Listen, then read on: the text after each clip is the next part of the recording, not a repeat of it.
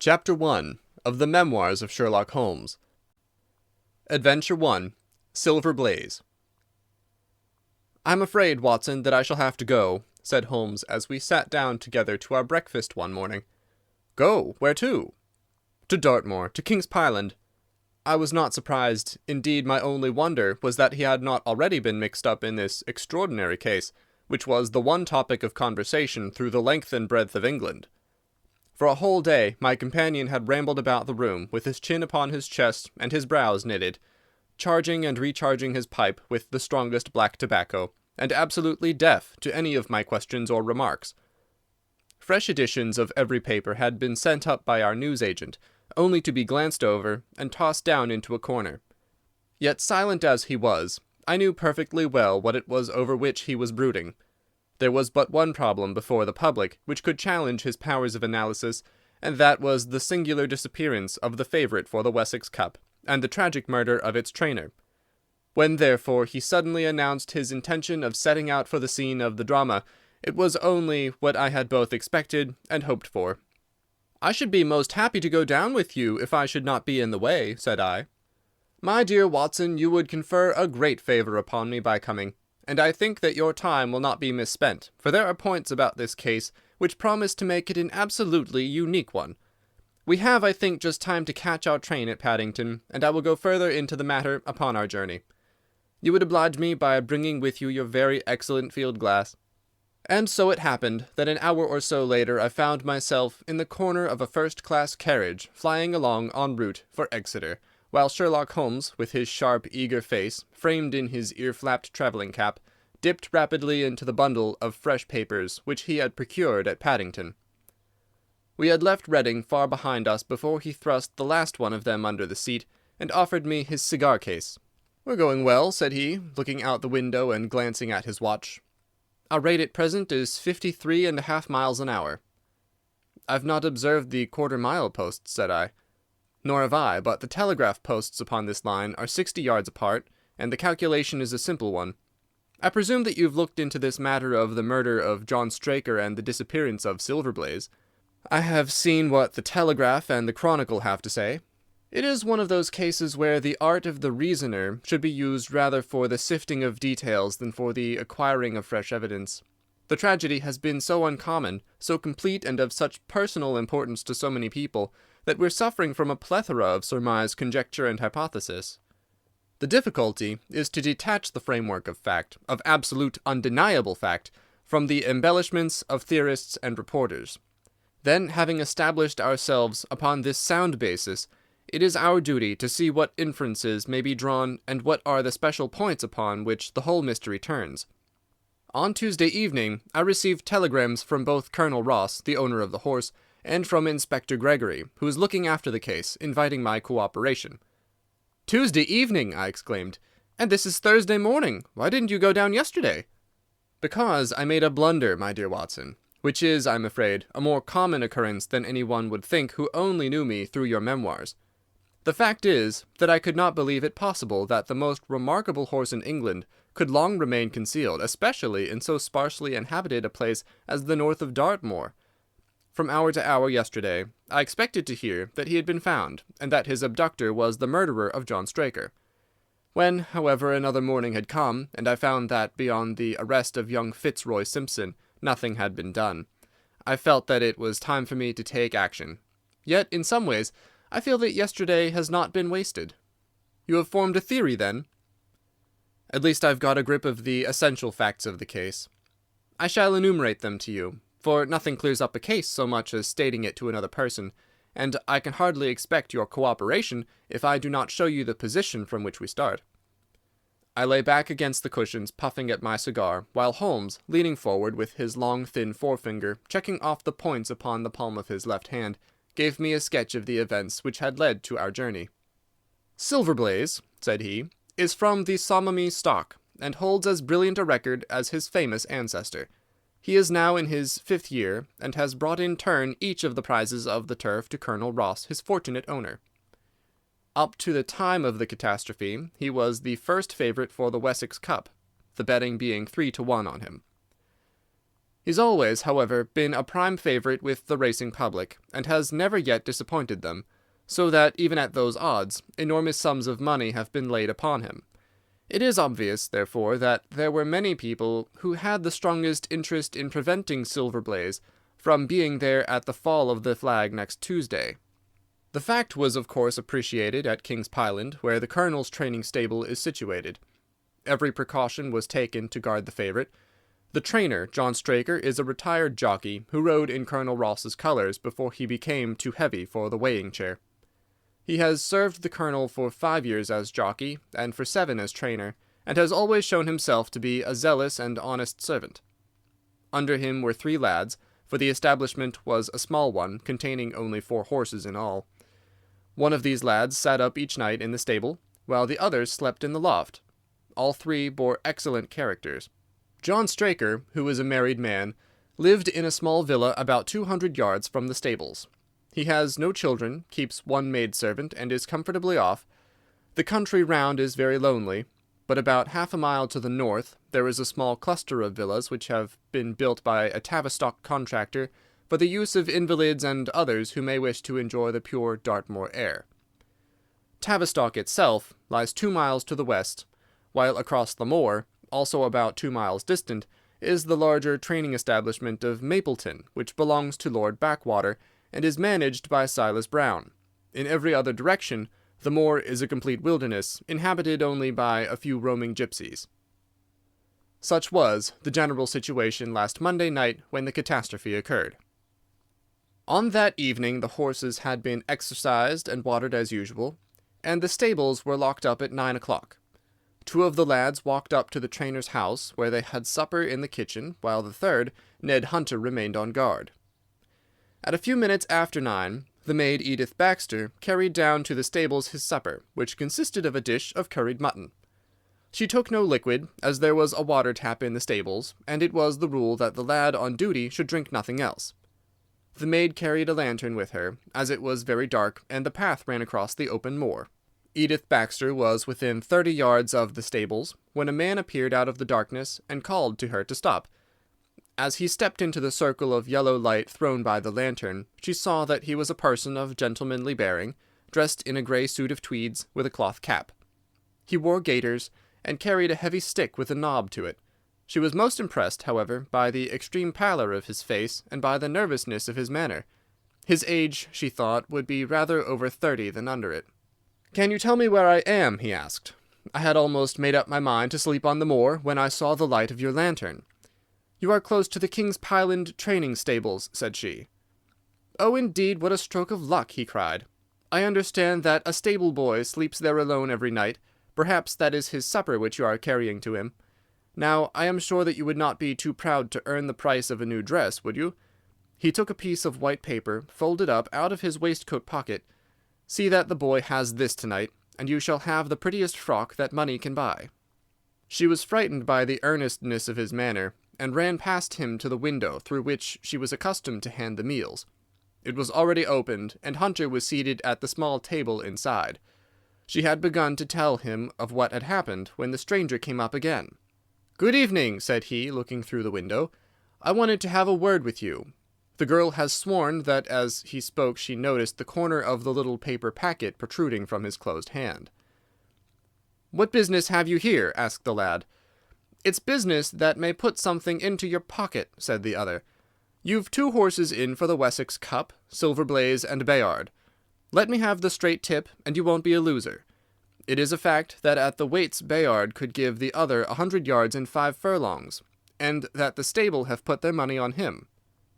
"So you're one of those damned touts," cried the lad. "I'll show you how we serve them in King's Pyland." He sprang up and rushed across the stable to unloose the dog. The girl fled away to the house, but as she ran she looked back and saw that the stranger was leaning through the window. A minute later, however, when Hunter rushed out with the hound, he was gone, and though he ran all round the buildings, he failed to find any trace of him. "One moment," I asked. "Did the stable boy, when he ran out with the dog, leave the door unlocked behind him?" "Excellent, Watson, excellent," murmured my companion. "The importance of the point struck me so forcibly that I sent a special wire to Dartmoor yesterday to clear the matter up. The boy locked the door before he left it, The window, I may add, was not large enough for a man to get through.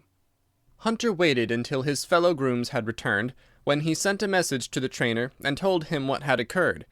Straker was excited at hearing the account, although he does not seem to have quite realized its true significance.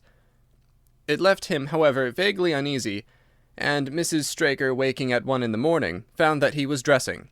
In reply to her inquiries, he said that he could not sleep on account of his anxiety about the horses, and that he intended to walk down to the stables to see that all was well. She begged him to remain at home, as she could hear the rain pattering against the window, but in spite of her entreaties, he pulled on his large mackintosh and left the house. Mrs. Straker awoke at 7 in the morning to find that her husband had not yet returned. She dressed herself hastily and called the maid and set off for the stables. The door was open. Inside, huddled together upon a chair, Hunter was sunk in a state of absolute stupor. The favourite stall was empty, and there were no signs of his trainer. The 2 lads who slept in the chaff-cutting loft above the harness room were quickly aroused. They had heard nothing during the night, for they are both sound sleepers. Hunter was obviously under the influence of some powerful drug, and as no sense could be got out of him, he was left to sleep it off while the 2 lads and the 2 women ran out in search of the absentees. They still had hopes that the trainer had for some reason taken out the horse for early exercise, but on ascending the knoll near the house, from which all the neighbouring moors were visible, they could not only see no signs of the missing favourite, but they perceived something which warned them that they were in the presence of a tragedy. About 1/4 of a mile from the stables, John Straker's overcoat was flapping from a furze bush. Immediately beyond there was a bowl-shaped depression in the moor, and at the bottom of this was found the dead body of the unfortunate trainer. His head had been shattered by a savage blow from some heavy weapon, and he was wounded on the thigh, where there was a long, clean cut, inflicted evidently by some very sharp instrument. It was clear, however, that Straker had defended himself vigorously against his assailants, for in his right hand he held a small knife, which was clotted with blood up to the handle, while in his left he clasped a red and black silk cravat, which was recognized by the maid as having been worn on the preceding evening by the stranger who had visited the stables. Hunter, on recovering from his stupor, was also quite positive as to the ownership of the cravat. He was equally certain that the same stranger had, while standing at the window, drugged his curried mutton, and so deprived the stables of their watchman. As to the missing horse, there were abundant proofs in the mud which lay at the bottom of the fatal hollow that he had been there at the time of the struggle. But from that morning he had disappeared, and although a large reward has been offered, and all the gipsies of Dartmoor are on the alert, no news has come of him. Finally, an analysis has shown that the remains of his supper left by the stable lad contain an appreciable quantity of powdered opium, while the people at the house partook of the same dish on the same night without any ill effect. Those are the main facts of the case, stripped of all surmise and stated as baldly as possible. I shall now recapitulate what the police have done in the matter. Inspector Gregory, to whom the case has been committed, is an extremely competent officer. Were he but gifted with imagination, he might rise to great heights in his profession. On his arrival, he promptly found and arrested the man upon whom suspicion naturally rested. There was little difficulty in finding him, for he inhabited one of those villas which I have mentioned. His name, it appears, was Fitzroy Simpson. He was a man of excellent birth and education, who had squandered a fortune upon the turf, and who lived now by doing a little quiet and genteel bookmaking in the sporting clubs of London. An examination of his betting book shows that bets to the amount of £5,000 had been registered by him against the favourite. On being arrested, he volunteered that statement that he had come down to Dartmoor in the hope of getting some information about the King's Pyland horses, and also about Desborough, the second favourite, which was in charge of Silas Brown at the Mapleton stables. He did not attempt to deny that he had acted as described upon the evening before, but declared that he had no sinister designs, and had simply wished to obtain first-hand information. When confronted with his cravat, he turned very pale, and was utterly unable to account for its presence in the hand of the murdered man.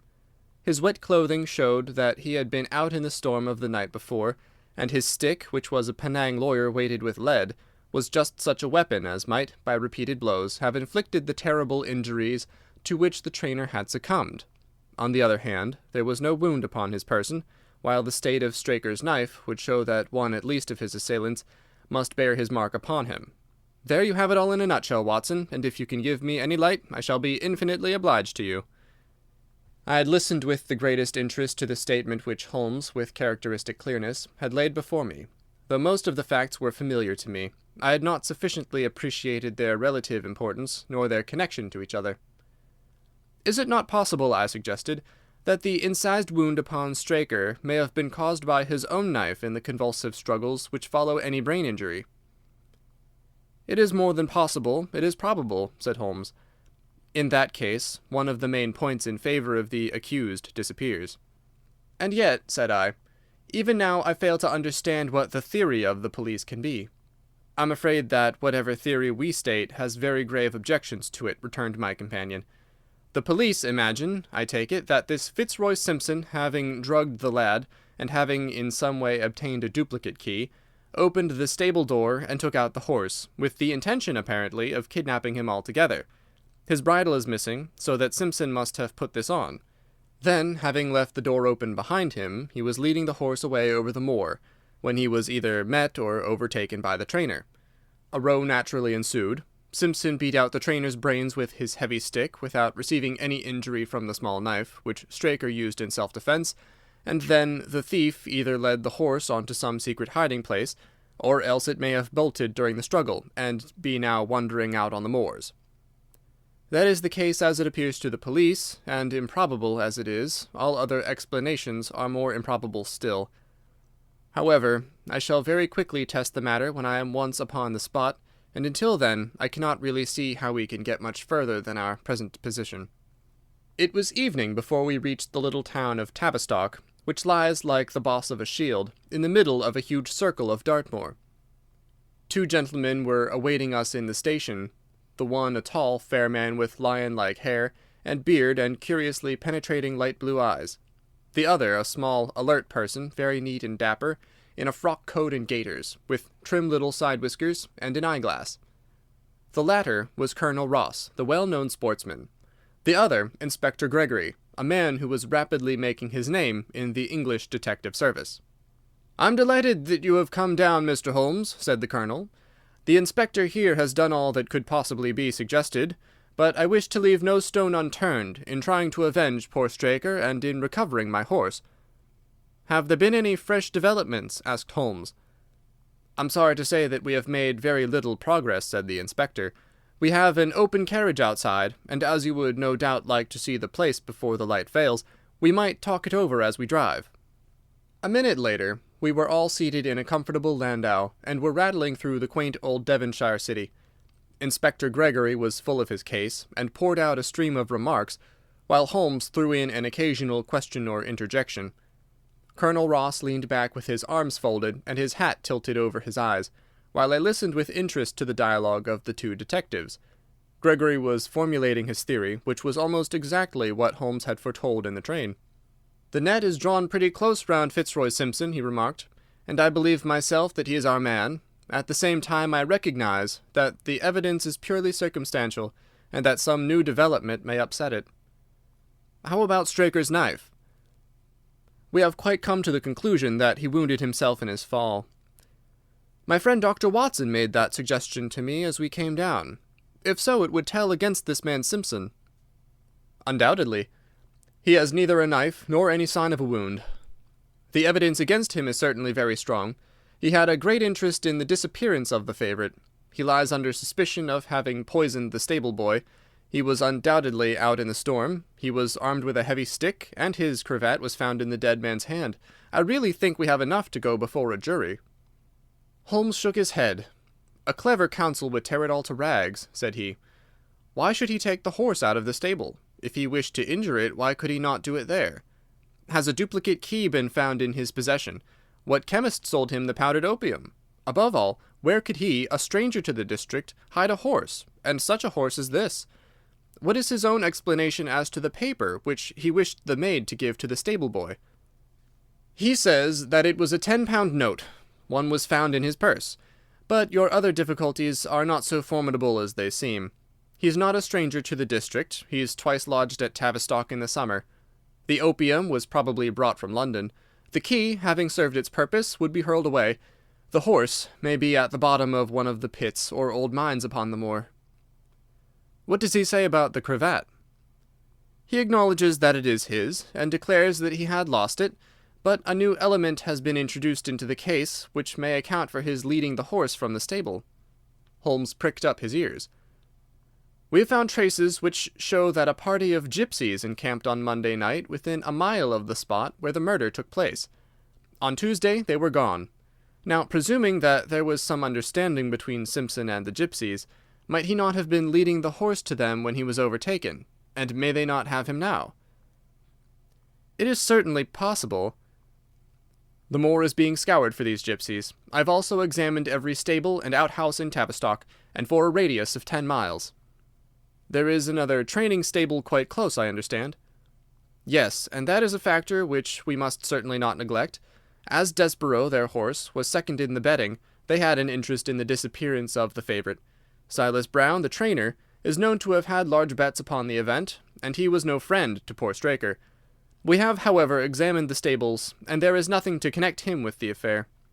"And nothing to connect this man Simpson with the interests of the Mapleton stables?" "Nothing at all."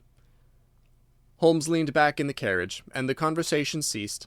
A few minutes later our driver pulled up at a neat little red brick villa with overhanging eaves, which stood by the road. Some distance off, across a paddock, lay a long grey-tiled outbuilding. In every other direction, the low curves of the moor, bronze-coloured from the fading ferns, stretched away to the skyline, broken only by the steeples of Tavistock, and by a cluster of houses away to the westward, which marked the Mapleton stables. We all sprang out with the exception of Holmes, who continued to lean back with his eyes fixed upon the sky in front of him, entirely absorbed in his own thoughts. It was only when I touched his arm that he roused himself with a violent start and stepped out of the carriage. "Excuse me," he said, turning to Colonel Ross, who had looked at him in some surprise. "I was daydreaming." There was a gleam in his eyes and a suppressed excitement in his manner which convinced me, used as I was to his ways, that his hand was upon a clue, though I could not imagine where he had found it. "Perhaps you would prefer at once to go on to the scene of the crime, Mr. Holmes," said Gregory. "I think that I should prefer to stay here a little and go into one or two questions of detail. Straker was brought back here, I presume?" "Yes, he lies upstairs. The inquest is tomorrow." "He has been in your service some years, Colonel Ross?" "I have always found him an excellent servant." "I presume that you made an inventory of what he had in his pockets at the time of his death, Inspector?" "I have the things themselves in the sitting-room, if you would care to see them." "I should be very glad." We all filed into the front room and sat round the central table, while the inspector unlocked a square tin box and laid a small heap of things before us. There was a box of Vestas, 2 inches of tallow candle, an ADP briar-root pipe, a pouch of sealskin with half an ounce of long-cut Cavendish, a silver watch with a gold chain, 5 sovereigns in gold, an aluminum pencil case, a few papers, and an ivory-handled knife with a very delicate, inflexible blade marked Weiss and Company, London. "This is a very singular knife," said Holmes, lifting it up and examining it minutely. "I presume, as I see bloodstains upon it, that it is the one which was found in the dead man's grasp. Watson, this knife is surely in your line." "It is what we call a cataract knife," said I. "I thought so. A very delicate blade devised for very delicate work. A strange thing for a man to carry with him upon a rough expedition, especially as it would not shut in his pocket." "The tip was guarded by a disc of cork which we found beside his body," said the inspector. "His wife tells us that the knife had lain upon the dressing-table, and that he had picked it up as he left the room. It was a poor weapon, but perhaps the best that he could lay his hands on at the moment." "Very possible. How about these papers?" "3 of them are receipted hay dealers' accounts. One of them is a letter of instructions from Colonel Ross. This other is a milliner's account for £37.15 made out by Madame Legurier of Bond Street to William Derbyshire. Mrs. Straker tells us that Derbyshire was a friend of her husband's, and that occasionally his letters were addressed here." "Madame Derbyshire had somewhat expensive tastes," remarked Holmes, glancing down the account. 22 guineas is rather heavy for a single costume. However, there appears to be nothing more to learn, and we may now go down to the scene of the crime. As we emerged from the sitting-room, a woman who had been waiting in the passage took a step forward and laid her hand upon the inspector's sleeve. Her face was haggard and thin and eager, stamped with the print of a recent horror. "Have you got them? Have you found them?" she panted. "No, Mrs. Straker, but Mr. Holmes here has come from London to help us, and we shall do all that is possible." "Surely I met you in Plymouth at a garden party some little time ago, Mrs. Straker," said Holmes. "No, sir, you're mistaken." "Dear me! Why, I could have sworn to it. You wore a costume of dove-coloured silk with ostrich feather trimming." "I never had such a dress, sir," answered the lady. "Ah, that quite settles it," said Holmes, and with an apology he followed the inspector outside. A short walk across the moor took us to the hollow in which the body had been found. At the brink of it was the furze bush upon which the coat had been hung. "There was no wind that night, I understand," said Holmes. "None, but very heavy rain." "In that case, the overcoat was not blown against the furze bush, but placed there." "Yes, it was laid across the bush." "You fill me with interest. I perceive that the ground has been trampled up a good deal. No doubt many feet have been here since Monday night." "A piece of matting has been laid here at the side, and we have all stood upon that." "Excellent!" "In this bag I have one of the boots which Straker wore, one of Fitzroy Simpson's shoes, and a cast horseshoe of Silver Blaze." "My dear Inspector, you surpass yourself." Holmes took the bag, and descending into the hollow, he pushed the matting into a more central position. Then, stretching himself upon his face and leaning his chin upon his hands, he made a careful study of the trampled mud in front of him. "Hullo!" he said suddenly. "What's this?" It was a wax vesta half burned, which was so coated with mud that it looked at first like a little chip of wood. "I cannot think how I came to overlook it," said the inspector with an expression of annoyance. "It was invisible, buried in the mud. I only saw it because I was looking for it." "What, you expected to find it?" "I thought it not unlikely." He took the boots from the bag, and compared the impressions of each of them with marks upon the ground. Then he clambered up to the rim of the hollow, and crawled about among the ferns and bushes. "I'm afraid that there are no more tracks," said the inspector. "I have examined the ground very carefully for 100 yards in each direction." "Indeed," said Holmes, rising, "I should not have the impertinence to do it again after what you say. But I should like to take a little walk over the moor before it grows dark, that I may know my ground tomorrow, and I think that I shall put this horseshoe into my pocket for luck." Colonel Ross, who had shown some signs of impatience at my companion's quiet and systematic method of work, glanced at his watch. "I wish you would come back with me, Inspector," said he. "There are several points on which I should like your advice, and especially as to whether we do not owe it to the public to remove our horse's name from the entries for the cup." "Certainly not," cried Holmes with decision. "I should let the name stand." The Colonel bowed.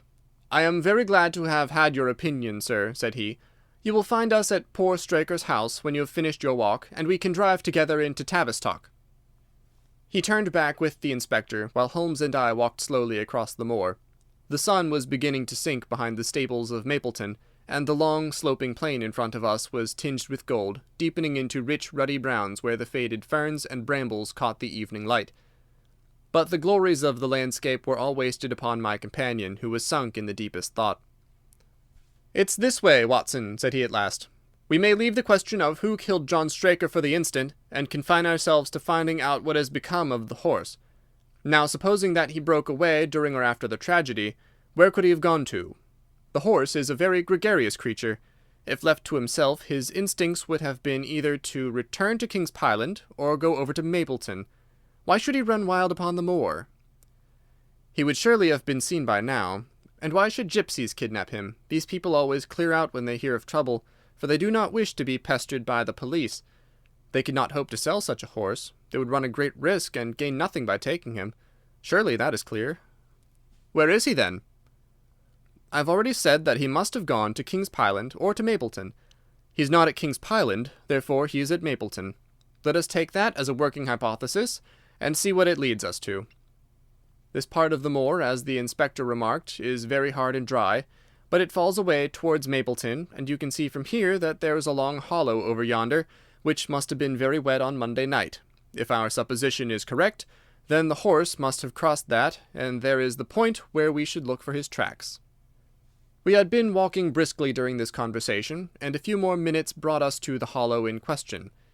At Holmes' request, I walked down the bank to the right, and he to the left, but I had not taken 50 paces before I heard him give a shout, and saw him waving his hand to me. The track of a horse was plainly outlined in the soft earth in front of him, and the shoe with which he took from his pocket exactly fitted the impression.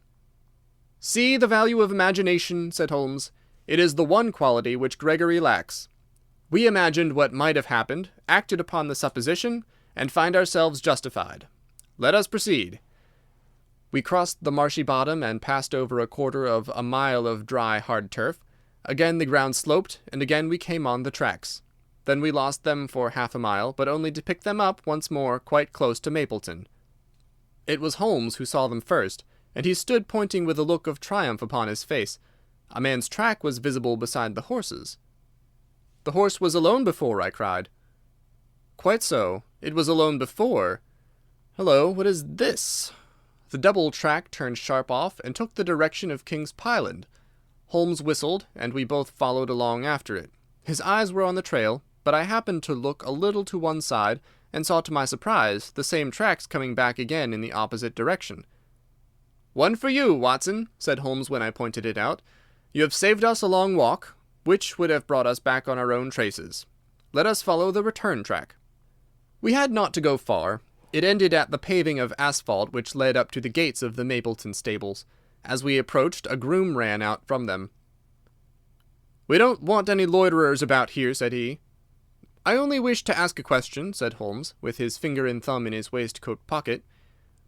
"Should I be too early to see your master, Mr. Silas Brown, if I were to call at 5 o'clock tomorrow morning?" "Bless you, sir, if any one is about he will be, for he is always the first stirring. But here he is, sir, to answer your questions for himself. No, sir, no. It is as much as my place is worth to let him see me touch your money. Afterwards, if you like."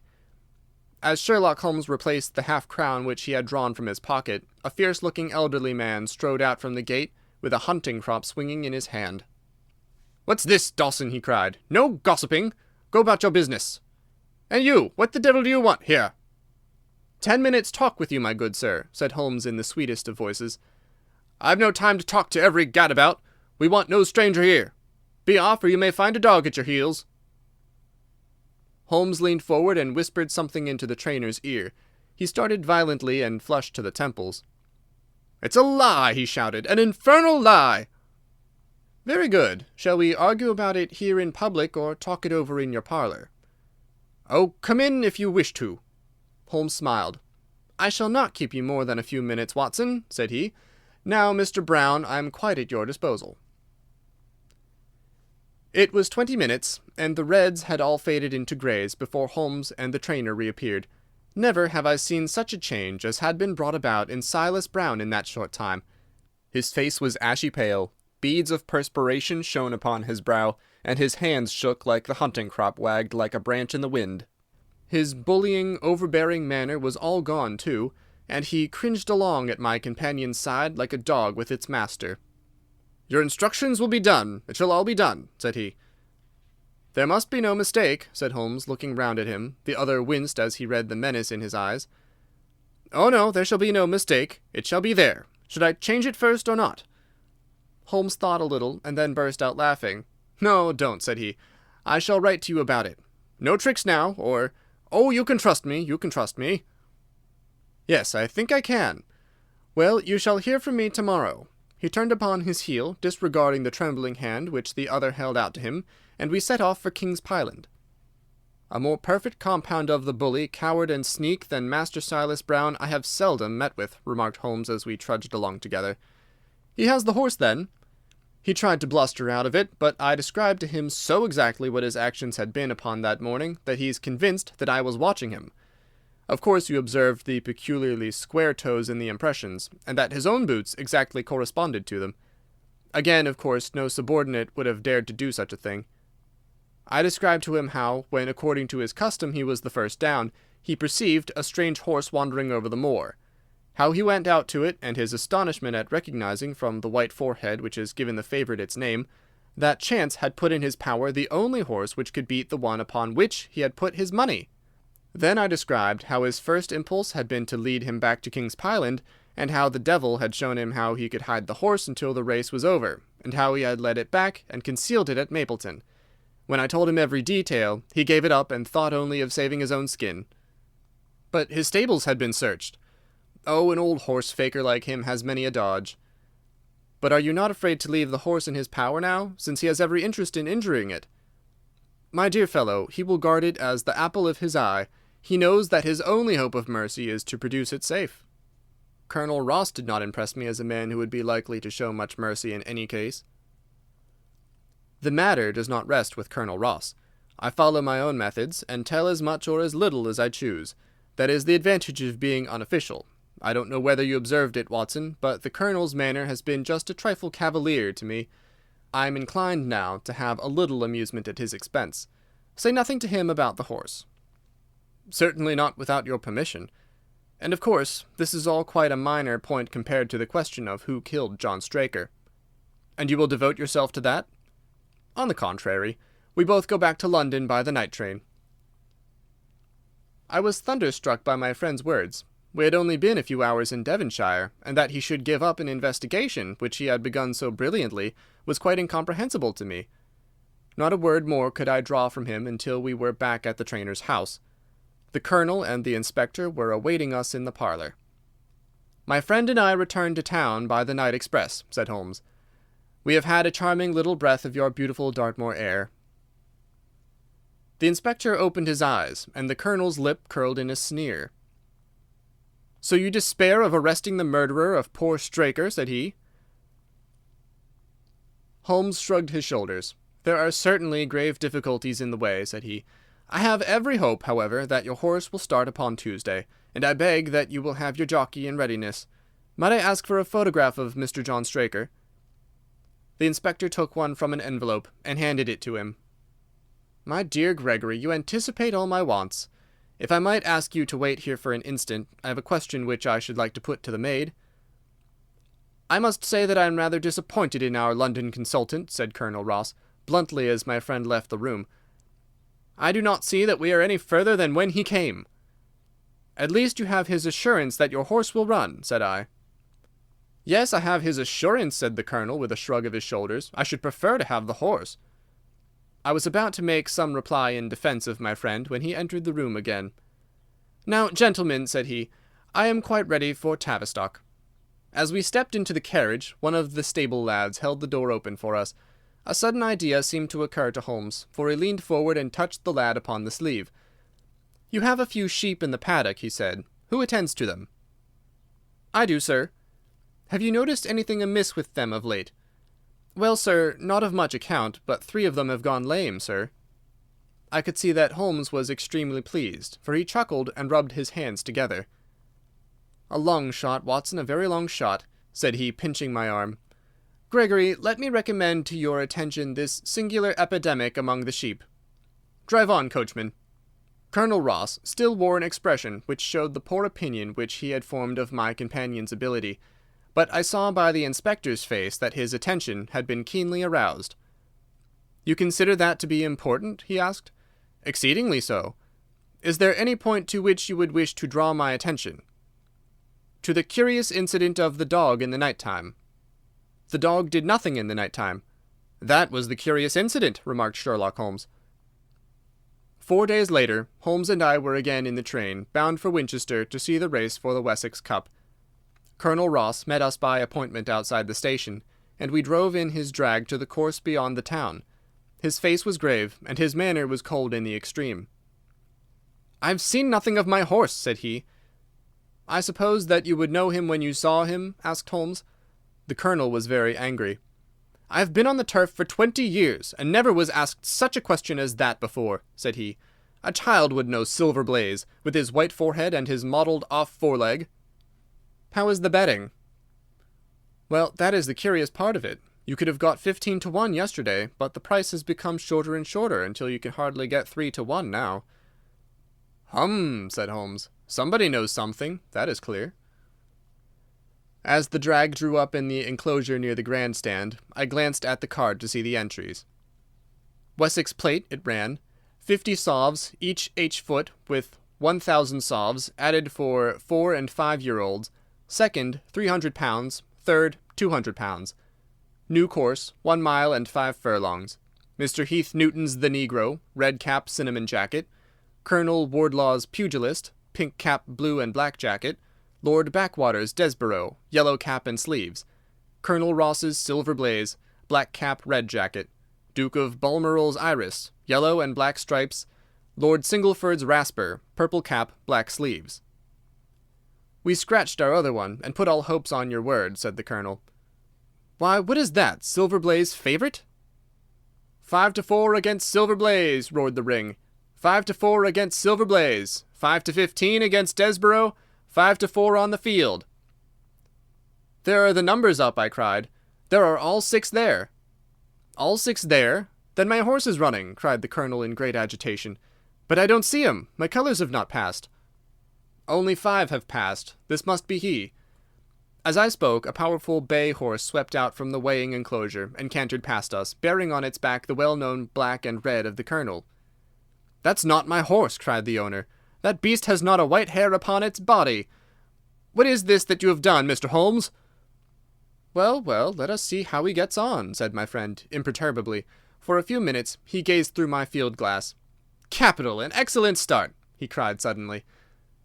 "There they are, coming round the curve." From our drag we had a superb view as they came up the straight. The 6 horses were so close together that a carpet would have covered them, but halfway up the yellow of the Mapleton stable showed to the front. Before they reached us, however, Desborough's bolt was shot, and the Colonel's horse, coming away with a rush, passed the post a good 6 lengths before its rival, the Duke of Balmoral's Iris making a bad third. "It's my race anyhow," gasped the Colonel, passing his hand over his eyes.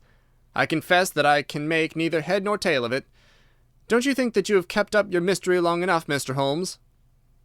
"Certainly, Colonel, you shall know everything. Let us all go round and have a look at the horse together.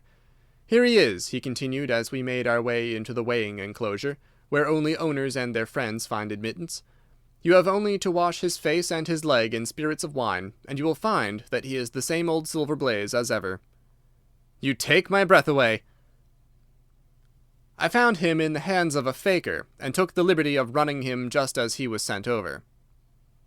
"My dear sir, you have done wonders. The horse looks very fit and well. It never went better in its life. I owe you 1,000 apologies for having doubted your ability. You have done me a great service by recovering my horse. You would do me a greater skill if you could lay your hands on the murderer of John Straker." "I have done so," said Holmes quietly. The Colonel and I stared at him in amazement. "You have got him? Where is he, then?" "He's here." "Here? Where?" "In my company at the present moment." The Colonel flushed angrily. "I quite recognize that I am under obligations to you, Mr. Holmes," said he, "but I must regard what you have just said as either a very bad joke or an insult." Sherlock Holmes laughed. "I assure you that I have not associated you with the crime, Colonel," said he. "The real murderer is standing immediately behind you." He stepped past and laid his hand upon the glossy neck of the thoroughbred. "The horse!" cried both the Colonel and myself. "Yes, the horse. And it may lessen his guilt if I say that it was done in self-defence, and that John Straker was a man who was entirely unworthy of your confidence. But there goes the bell, and as I stand to win a little on this next race, I shall defer a lengthy explanation until a more fitting time." We had a corner of a Pullman car to ourselves that evening as we whirled back to London, and I fancy that the journey was a short one to Colonel Ross as well as to myself, as we listened to our companion's narrative of the events which had occurred at the Dartmoor training stables upon the Monday night, and the means by which he had unravelled them. "I confess," said he, "that any theories which I had formed from the newspaper reports were entirely erroneous. And yet there were indications there, had they not been overlaid by other details which concealed their true import. I went to Devonshire with the conviction that Fitzroy Simpson was the true culprit, although, of course, I saw that the evidence against him was by no means complete. It was while I was in the carriage, just as we reached the trainer's house, that the immense significance of the curried mutton occurred to me. You may remember that I was distrait, and remained sitting after you had all alighted. I was marvelling in my own mind how I could possibly have overlooked so obvious a clue. "I confess," said the Colonel, "that even now I cannot see how it helps us." "It was the first link in my chain of reasoning. Powdered opium is by no means tasteless. The flavour is not disagreeable, but it is perceptible. Were it mixed with any ordinary dish, the eater would undoubtedly detect it, and would probably eat no more. A curry was exactly the medium which would disguise this taste. By no possible supposition could this stranger Fitzroy Simpson have caused curry to be served in the trainer's family that night, and it is surely too monstrous a coincidence to suppose that he happened to come along with powdered opium upon the very night when a dish happened to be served which would disguise the flavor. That is unthinkable. Therefore, Simpson becomes eliminated from the case, and our attention centers upon Straker and his wife, the only two people who could have chosen curried mutton for supper that night. The opium was added after the dish was set aside for the stable-boy, for the others had the same for supper with no ill effects. Which of them, then, had access to that dish without the maid seeing them? Before deciding that question, I had grasped the significance of the silence of the dog, for one true inference invariably suggests others. The Simpson incident had shown me that a dog was kept in the stables, and yet, though someone had been in and had fetched out a horse, he had not barked enough to arouse the two lads in the loft. Obviously, the midnight visitor was someone whom the dog knew well. I was already convinced, or almost convinced, that John Straker went down to the stables in the dead of the night and took out Silver Blaze. For what purpose? For a dishonest one, obviously, or why should he drug his own stable-boy? And yet I was at a loss to know why. There have been cases before now where trainers have made sure of great sums of money by laying against their own horses through agents, and then preventing them from winning by fraud. Sometimes it is a pulling jockey, sometimes it is some surer and subtler means. What was it here? I hoped that the contents of his pocket might help me to form a conclusion. And they did so. You cannot have forgotten the singular knife which was found in the dead man's hand, a knife which certainly no sane man would choose for a weapon. It was, as Dr. Watson told us, a form of knife which is used for the most delicate operations known in surgery, and it was to be used for a delicate operation that night. You must know, with your wide experience of turf matters, Colonel Ross, that it is possible to make a slight nick upon the tendons of a horse's ham, and to do it subcutaneously, so as to leave absolutely no trace. A horse so treated would develop a slight lameness, which would be put down to a strain in exercise or a touch of rheumatism, but never to foul play. "Villain! Scoundrel!" cried the colonel. We have here the explanation of why John Straker wished to take the horse out onto the moor. So spirited a creature would have certainly roused the soundest of sleepers when it felt the prick of the knife. It was absolutely necessary to do it in the open air. "I've been blind!" cried the colonel. "Of course that was why he needed the candle, and struck the match." Undoubtedly, but in examining his belongings, I was fortunate enough to discover not only the method of the crime, but even its motives. As a man of the world, Colonel, you know that men do not carry other people's bills about in their pockets. We have most of us quite enough to do to settle our own. I at once concluded that Straker was leading a double life, and keeping a second establishment. The nature of the bill showed that there was a lady in the case, and one who had expensive tastes. Liberal as you are with your servants, one can hardly expect that they can buy 20-guinea walking dresses for their ladies. I questioned Mrs. Straker as to the dress without her knowing it, and having satisfied myself that it had never reached her, I made a note of the milliner's address, and felt that by calling there with Straker's photograph, I could easily dispose of the mythical Derbyshire. From that time on, all was plain. Straker had led out the horse to a hollow where his light would be invisible. Simpson in his flight had dropped his cravat, and Straker had picked it up, with some idea perhaps that he might use it in securing the horse's leg. Once in the hollow, he had got behind the horse and had struck a light, but the creature, frightened at the sudden glare, and with the strange instinct of animals, feeling that some mischief was intended, had lashed out, and the steel shoe had struck Straker full on the forehead. He had already, in spite of the rain, taken off his overcoat in order to do his delicate task, and so, as he fell, his knife gashed his thigh. Do I make it clear? "Wonderful!" cried the colonel. "Wonderful! You might have been there!" My final shot was, I confess, a very long one. It struck me that so astute a man as Straker would not undertake this delicate tendon-nicking without a little practice. What could he practice on? My eyes fell upon the sheep, and I asked a question which, rather to my surprise, showed that my surmise was correct. When I returned to London, I called upon the milliner, who had recognized Straker as an excellent customer of the name of Derbyshire, who had a very dashing wife with a strong partiality for expensive dresses. I have no doubt that this woman had plunged him over head and ears in debt, and so led him into this miserable plot. "You have explained all but one thing," cried the Colonel. "Where was the horse?" "Ah, it bolted, and was cared for by one of your neighbours. We must have an amnesty in that direction, I think. This is Clapham Junction, if I am not mistaken, and we shall be in Victoria in less than 10 minutes. If you care to smoke a cigar in our rooms, Colonel, I shall be happy to give you any other details which might interest you." End of Adventure 1. Silver Blaze.